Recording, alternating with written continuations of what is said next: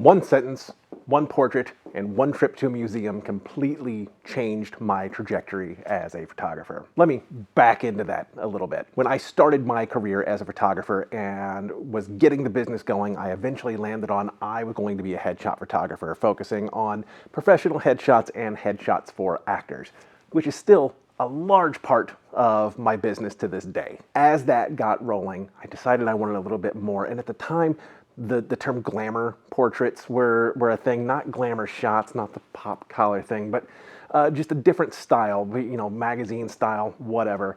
And I was playing with that. And as I did, none of it was sitting with me. I mean, the images were fine, it just wasn't touching my artist soul. Then finally I created one. I created one that every time I looked at it, I went, oh, I love this. It was a bridal portrait, and it was very simple. It was, the emotion was there, the lighting is beautiful, and I just loved this portrait. But then I kept moving forward and experimenting with the other style. Fast forward a couple of months, and I'm at a convention, and a good friend of mine, Mr. John David Pittman, sat me down and said, man, you just gotta make work you wanna look at. That changed everything. Like, I immediately envisioned that bridal portrait that I created and was like, that's it. Like, that's the style of work that I want to be doing.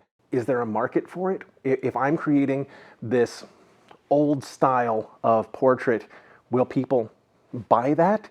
Because at the time, the trends were going out to parks with everybody in the same outfit, khakis and a white shirt, or blue jeans and a white shirt, or some other trendy things. Like, I don't know that people will go for it.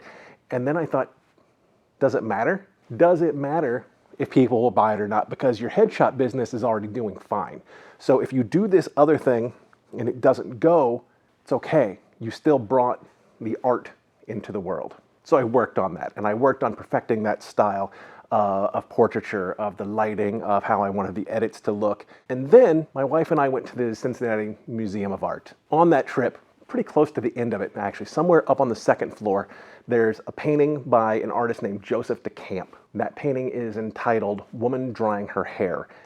And it stopped me. And I found myself standing in front of this portrait and just thinking, it's so simple, it's so elegant, it's so intimate, it's so beautiful. I want to riff off of this painting.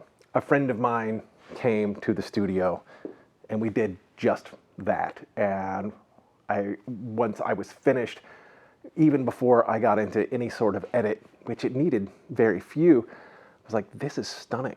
Finished that image and I posted it online and people fell in love with it. And I started getting phone calls and emails of people asking me to do boudoir portraits for them. I never thought that boudoir photography would be a part of what my studio did.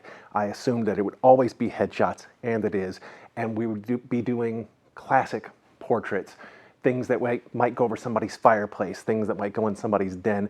I never envisioned doing intimate portraits in that classic style. Now I do a lot of those, and a lot of times what happens is people do a mix during their session. So we'll do boudoir and kind of classic portraits or Vanity Fair style portraits all in the same session. The takeaway from this is create for you first. Find what ignites your soul. Find what takes your breath away when you look at it. The bridal portrait, which still hangs here in the studio, it's one of the first ones that when I framed it and I hung it on the wall, I got lost in it. Like, I hung it and I took a step back just to see how it looked with the light.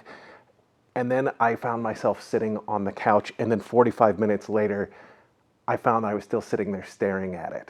Once you find the style that ignites your soul, people will be drawn to it. They will feel your love and your passion for the art. And let's say, on a worst case scenario, they don't. What's important is that you still brought a new piece of art into existence. You brought something beautiful that did not exist before into this world, and the world needs more of that. If you're not doing it already, be sure to hit the subscribe button and go out and create something that you want to look at.